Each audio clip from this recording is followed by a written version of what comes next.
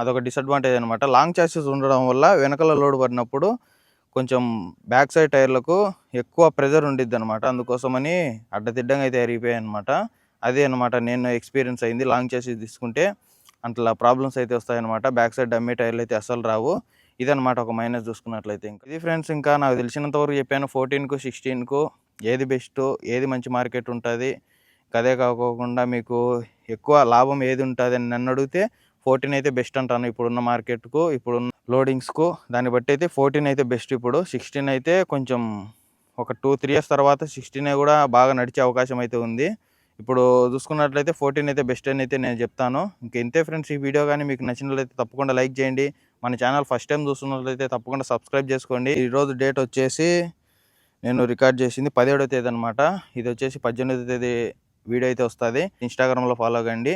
ఇంకా చెప్పదలసిన విషయం ఏంటంటే మన